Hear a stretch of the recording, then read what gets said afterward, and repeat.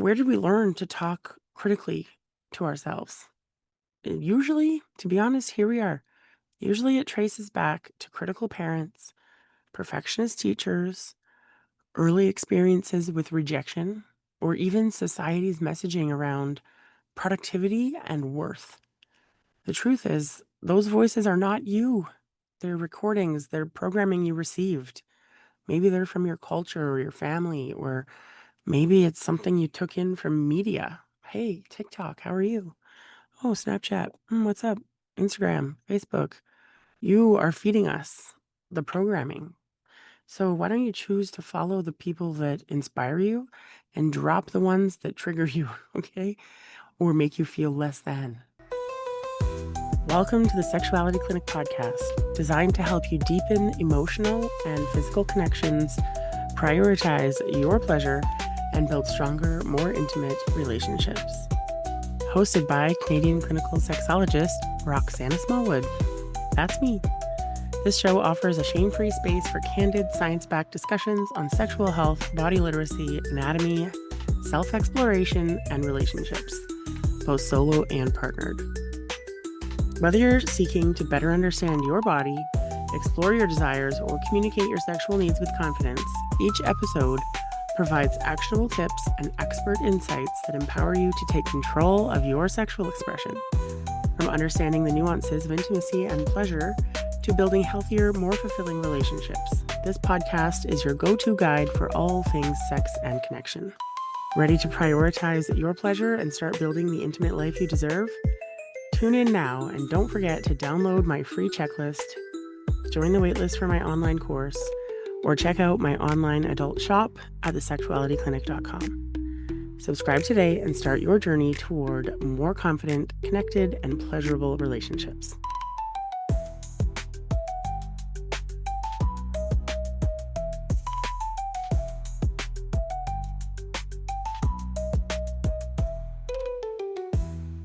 Welcome back to the Sexuality Clinic Podcast, exploring intimacy and relationships. I'm your host, Roxana Smallwood, clinical sexologist and lifelong student of human connection and healing. Today, I want to invite you into a slower space, a space for reflection, compassion, maybe even a little bit of emotional release. If you've been moving through life at full speed, ignoring all the signals that your body and your heart are sending you, this episode is for you. We're going to break this down into different parts. First, we're going to talk about the culture of speed and disconnect. So we weren't meant to live this fast. I'm sure you felt it too. This pace of life with constant notifications, long work days, rushing from one task to the next, trying to stay productive, responsive, on top of things. It's no wonder that mental health is becoming an issue across our population. Anxiety, burnout, disconnection, these are all very common right now. So our bodies are brilliant at letting us know when something is not right. Have you been feeling tired? Are you having sleep issues? Is your mind racing? Is it hard to turn it off? Is it interfering with your pleasure throughout your day? Is there sexual disinterest or avoidance? Do you have difficulty connecting with your partners or even feeling connected to yourself? Do you even feel like you belong to you? These aren't failures, they're signals, okay? They're signals that your body needs you, okay? Your nervous system is waving a flag, asking for gentleness and slowness and care. I try to do these like deeper breaths and I bring my shoulders down to release tension, and it can feel really good. Take time to do 5 seconds in, then hold. Don't really hold your breath, but pause your breath just to get it deep enough. One last deep when you don't think you can anymore, and then let it out. Do that a couple of times. It feels great. So, a lot of clients who come to me, this is the next part. We're going to talk about how self-criticism impacts your intimacy. Clients come to me asking why they don't desire sex. And then when I ask them a few more questions, we usually dig up the fact that they're criticizing themselves at every opportunity. Walk past in the mirror, instead of saying, "Damn, you sexy thing," you say, "Oh my God, look at that little fold under my butt. Oh my God, how horrible. I'm less lovable because of it." The hell? We're so used to criticizing ourselves. There's so much more to spend time on than criticizing yourself. Anyway, it doesn't serve you. So even when we pause, many of us notice another layer underneath the exhaustion, and that is our inner dialogue. So let me ask you, if your best friend came to you overwhelmed and struggling, what would you say? You'd probably offer comfort, maybe some understanding, a reminder that they're doing their best. Now think about how you speak to yourself in similar moments. For many of us, the internal voice is far less kind. We're not being very kind to ourselves. You might say, like, "You're not doing enough. You shouldn't be feeling like this. You should be grateful. Everybody says be grateful. It's going to make your life better." Well, I am grateful, but it's also freaking hard every day, all day long, nonstop, high intensity. Ah, got to slow down to enjoy it, right? Ugh. You want to feel the day, feel your feelings. So, where did we learn to talk critically to ourselves? Usually it traces back to critical parents, perfectionist teachers, early experiences with rejection, or even society's messaging around productivity and worth. The truth is, those voices are not you. They're recordings, they're programming you received. Maybe they're from your culture or your family, or maybe it's something you took in from media. Hey, TikTok, how are you? Oh, Snapchat, what's up? Instagram, Facebook. You are feeding us the programming. So why don't you choose to follow the people that inspire you and drop the ones that trigger you, okay? Or make you feel less than. Only follow things that make you feel like you're doing great, like they don't affect your mental health. Next part, the link between self-compassion and sexual connection. If we bring it into the realm of intimacy and sexuality, let's talk about how we're harsh with ourselves and how when we carry self-criticism in our bodies, it doesn't stay isolated in only our minds. It affects how we show up and like how we are in our relationships. For some people, it looks like just shutting down sexually. If you're critical to yourself, you're like, "Oh my God, how could somebody want to be intimate with how horrible I am?" If you talk to yourself that way, like you'll believe yourself, and then it'll definitely affect your relationships. For others, it can become people pleasing, ignoring your own boundaries and saying yes when you actually mean no, thanks, or feeling disconnected from pleasure altogether. So if you're being a bit self-critical, notice, do you feel any of those? Do you shut down sexually? Do you people please? Do you have a hard time with boundaries and saying no? Do you feel disconnected from pleasure altogether?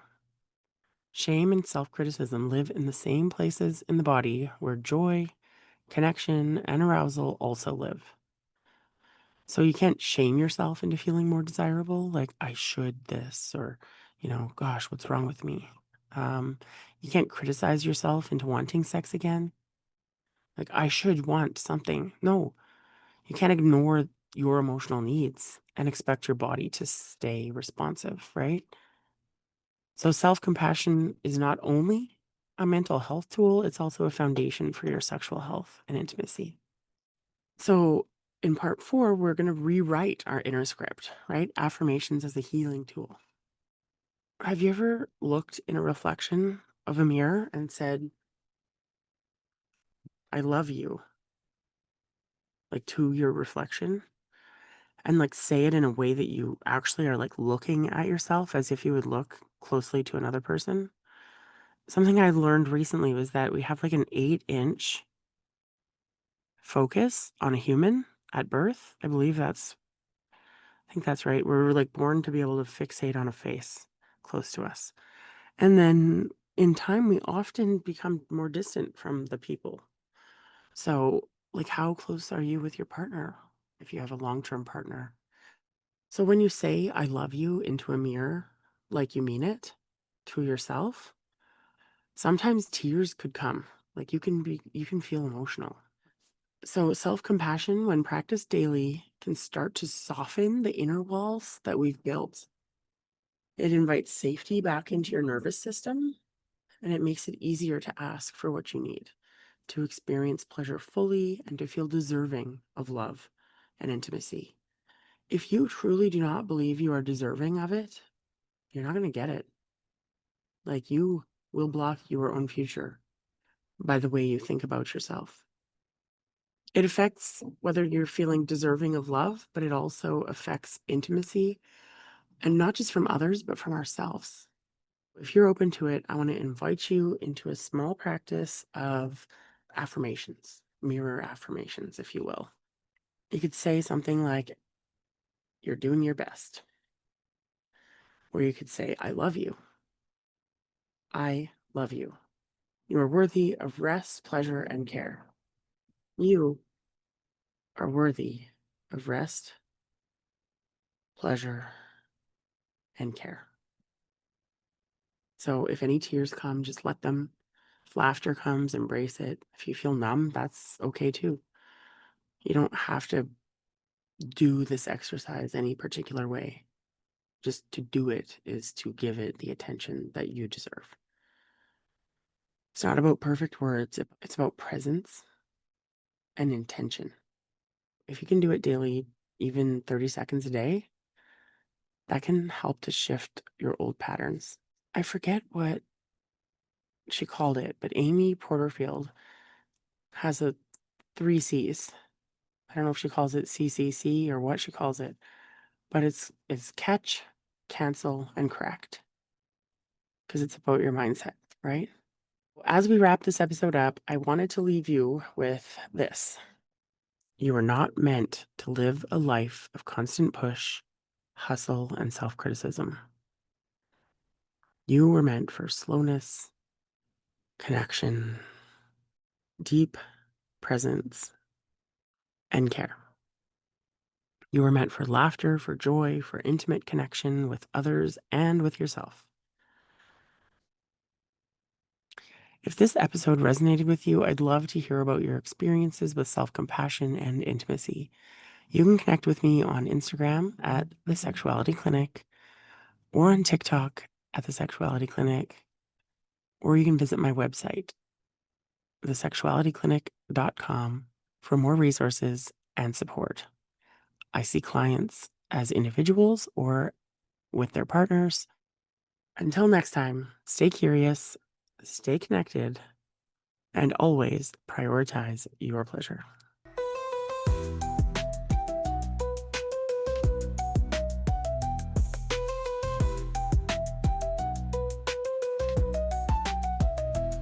You built this bar the perfect height for me to be comfortable in. It holds the weight of my boobs. Yeah, Nothing holds the weight of my boobs like your bar. that's So right. thank you. Today, one thing that I learned was that butterflies have scales. Did you know that? No, I did not know did that. not know that. Is it Should true? Do butterflies have scales? should I say some space facts? No. See, date night doesn't have to be anything crazy. Date night can be just like this. This is our date night every night. Hey, you have to roll. But our games never end. And they're especially not going to end if I'm going to try to do my podcast. It's hard to do all the things. That's the main point. That's been what I've been struggling with today. Great. I'm all in. Okay, great. I can start Hold popping on. these bad dogs in, You no? rolled 2 in a row. Well, did you not even go? Well, Oh my God, I'm so Yes. glad this is recorded now. We can go back yeah, and see it who is missed like their that. turn. You should take your days off, otherwise it's Especially if we're trying to do two things at once. It's crazy. And we're always doing two things at once. At least I am. yeah, I'm all into. Oh my gosh. This one gets intense. Hold on to your pants. Yep. Oh, that's not true. That is not Oh, true. mm.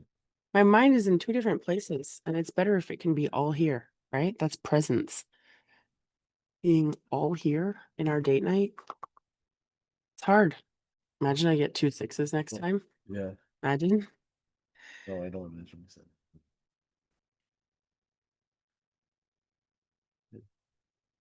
It's coming. You watched 2 6s. Boom. 1 6 from Not bad. Not bad. Not bad. I will take it. Oh, hold on. I thought that was a 5 and a 4. Oh, right. I didn't see that one there. I thought I only have one. Gotta watch you. It's like Nelly hiding in the Mhm. shadows. Oh my God, we're tied. Oh, we're tied. Boom. That's funny. Same. Okay. Oh Well, boy. all I need is a 2. All I We need got a is a 1 and 2. 2. You're gonna get the 2. I know it. Oh my God, we got the 1. We're tied again. We're literally getting the same. We just need a 1 now. Oh, Oh, we got you got a 1 stickers. for me. Oh, that's so nice. We both win. Tim. Thank you. Well, I'm glad it did help. That's fun. All right. That's fine.